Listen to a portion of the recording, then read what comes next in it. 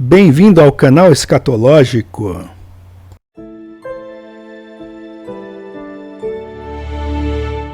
Hoje em dia, para você concorrer a um determinado cargo, você muitas vezes precisa fazer um concurso, se o cargo for público, ou passar por provas, entrevista, se o cargo for em uma empresa particular. Neste vídeo mostraremos como uma igreja atual faria análise de diversos personagens bíblicos de acordo com o seu currículo, o seu passado e a sua personalidade, para ser admitido como pastor e pregador da referida congregação.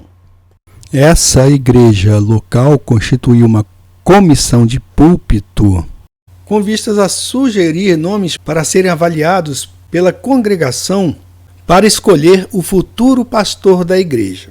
E o relatório que o comitê apresentou, de acordo com os nomes propostos, foi o seguinte: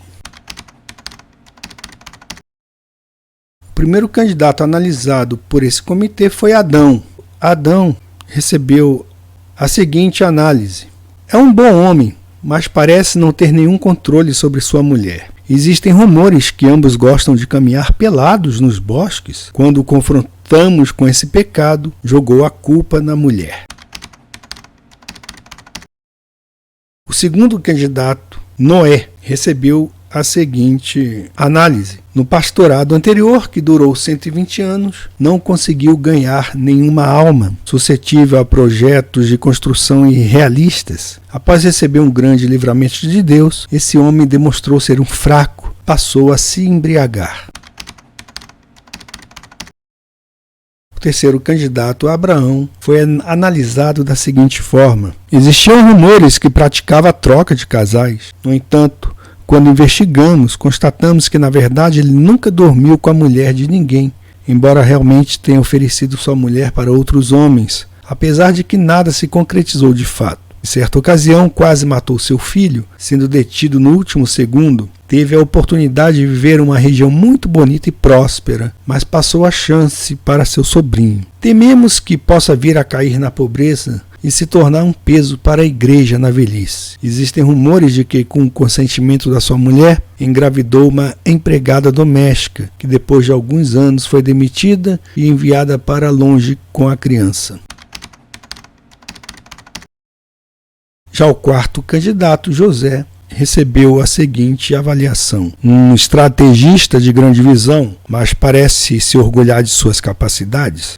Acredita em interpretação de sonhos e já esteve preso por quase 10 anos. Parece que viveu grande parte de sua vida em abjeta escravidão, o que nos faz pensar se está preparado para lidar com homens de negócios bem-sucedidos e líderes da comunidade. Certa vez acusou um homem de furto e fez com que ele fosse preso injustamente. Moisés. Já Moisés é um homem manso e modesto, mas não se expressa bem, chegando a gaguejar. Isso nos faz duvidar de seu passado como membro da família real do Egito. Se ele realmente tivesse essa origem, seria um orador seguro. Algumas vezes levanta ameaçadoramente seu cajado e tem acessos de raiva. Existem rumores de que abandonou uma igreja anterior após ser acusado de assassinato. Além disso, achamos que seu casamento interracial com uma mulher etíope possa vir a causar tensão na nossa igreja. Davi. Esse é bem interessante. Era o líder mais promissor de todos, até que descobrimos que se envolveu em um relacionamento extraconjugal com a mulher de um militar. Além disso, parece gostar de matar seus inimigos, em vez de procurar formar associações ecumênicas. Salomão é um ótimo pregador e tem uma coleção enorme de provérbios que ele mesmo criou. No entanto, a casa pastoral não é grande o suficiente para abrigar todas as suas mulheres. Elias. Esse tende a cair em depressão, se desestrutura completamente quando é colocado sob intensa pressão. Não sabe se comportar em reuniões ecumênicas, pois zomba enquanto os outros ministros adoram e em certa ocasião até os incentivou a se cortarem com lâminas. foi visto correndo tentando alcançar um carro, o que nos faz suspeitar de sua sanidade. Já Eliseu, bom, desse tivemos informações que morou na casa de uma mulher viúva enquanto estava em uma igreja anterior, o que pode gerar rumores e suspeitas. E o que dizer de Oséias? Esse candidato é um pastor amoroso e gentil, mas jamais poderíamos tolerar a ocupação de sua mulher. E Jeremias? É instável emocionalmente, alarmista, negativista. Sempre está lamentando por alguma coisa. Soubemos que fez uma longa viagem apenas para enterrar uma peça de roupa nas margens de um rio na Síria. Um rei que leu seus escritos lançou um manuscrito no fogo imediatamente, por causa da linguagem ofensiva, mas Jeremias teimosamente escreveu tudo de novo. Isaías? Esse parece ser fronteiriço. Afirma ter visto anjos na igreja. Tem problemas com sua linguagem. Admite abertamente que seus lábios são impuros.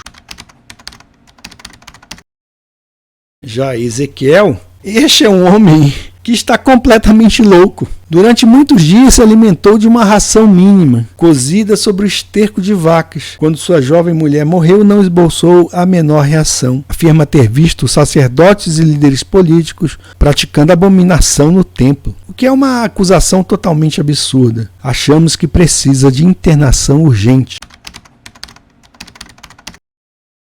Jonas? Recusou o chamado de Deus para pregar no exterior, vejam só, mas foi forçado a obedecer após ser engolido por um grande peixe em uma tempestade no mar. Diz que o peixe o vomitou em uma praia. Além disso, parece que prega, mas sem desejar que as pessoas realmente se convertam. Recomendamos não arriscar com esse candidato. Amós, devido à sua formação de homem do campo, tem a mentalidade estreita e é grosseiro ao lidar com pessoas de nível social elevado. Sua maior experiência é em tanger o gado e em colher figos. Talvez possa melhorar após estudar em um dos nossos seminários, quem sabe, mas parece ter um bloqueio natural contra os ricos. Achamos que seja um pastor adequado para uma igreja situada em um bairro mais pobre. Melquisedeque? Temos ótimas referências do emprego atual dele. Mas de onde vem esse homem? Não preencheu as informações no currículo sobre os empregos anteriores nem sobre sua filiação. Se recusa terminantemente a informar a data do nascimento.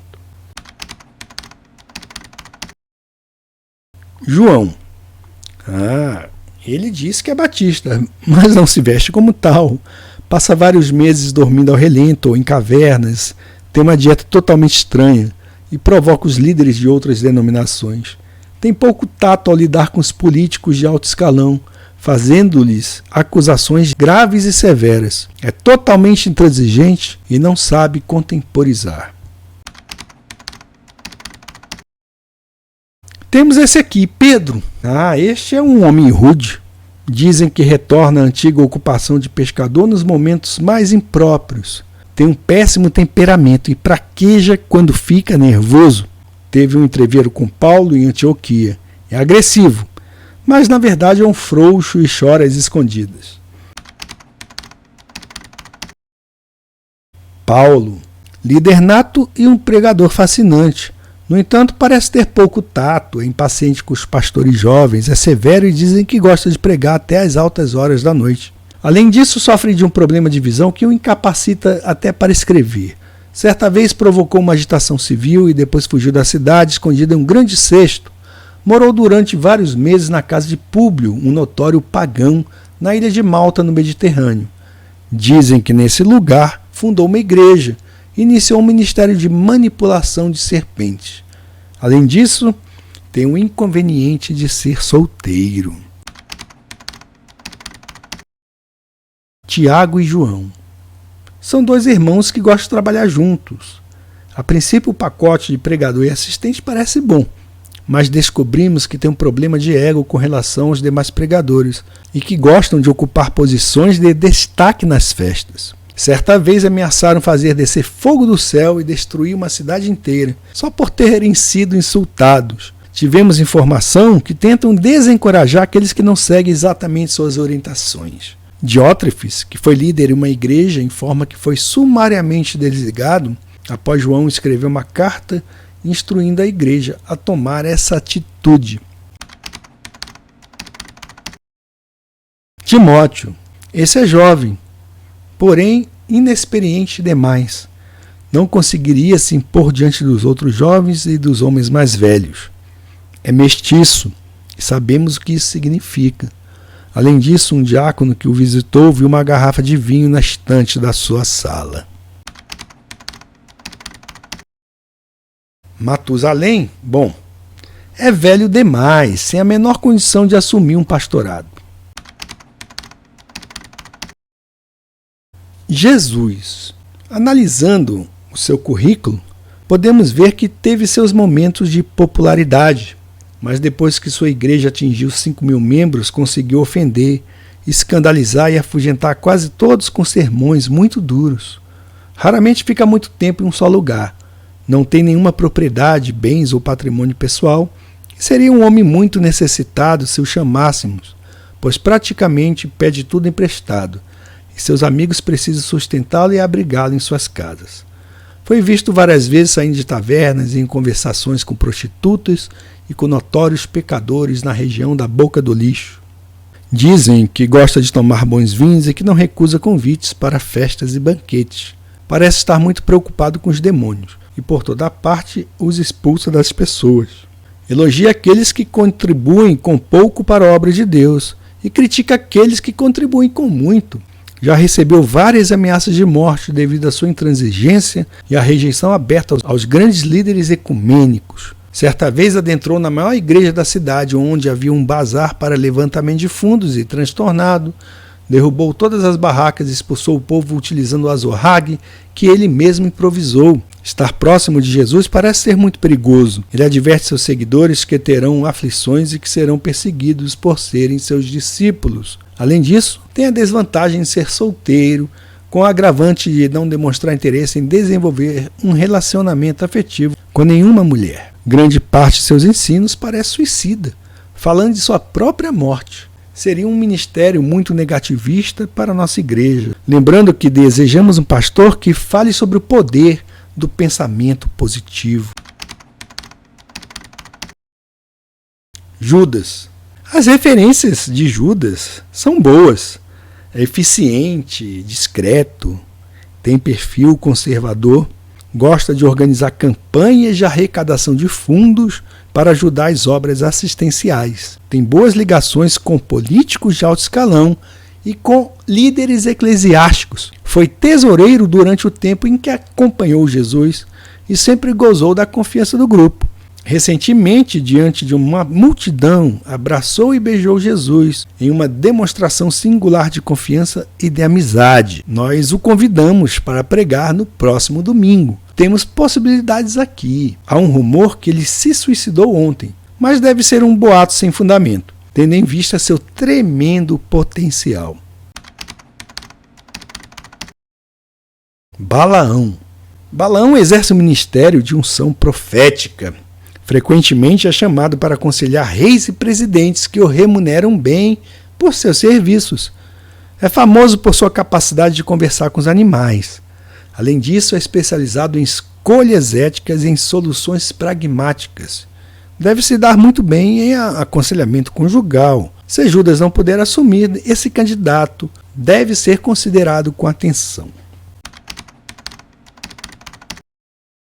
O último candidato, que se chama Lúcifer, iniciou sua carreira como ministro de música nas regiões celestiais. É extremamente talentoso na música. Diversos roqueiros como Raul Seixas, Little Richard e David Bowie já o reconheceram como verdadeiro criador do rock and roll. Foi também sua a ideia de introduzir a música rock nas igrejas. Foi injustamente demitido de seu cargo simplesmente por tentar ser igual a Deus. tem as mais altas recomendações de muitas organizações que ele mesmo criou, como a maçonaria, a Ordem dos Templários do Oriente, a Ordem Hermética da Alvorada Dourada, a Sociedade Rosa Cruz, a Sociedade Teosófica, o Cristianismo Esotérico, a Ordem dos Jesuítas, a Opus Dei, os movimentos de renovação de Brownsville e da Bênção de Toronto, além de grandes denominações como a Igreja Metodista Unida, a Igreja Episcopal e a Convenção Batista do Sul dos Estados Unidos, onde ele conseguiu colocar vários de seus colegas maçons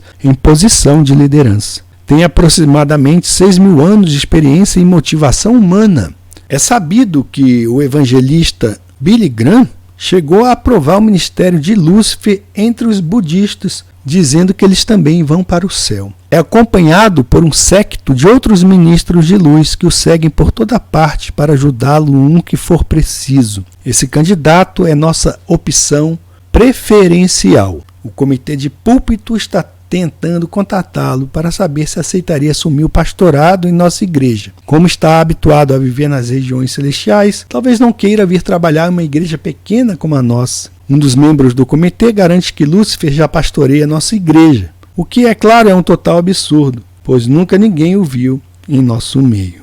Isso, pessoal, é uma alegoria e uma pilhéria de como as igrejas atuais analisariam esses candidatos segundo a trajetória de suas vidas e de seus feitos. Vocês concordam com essas análises? Deixa aí o seu comentário.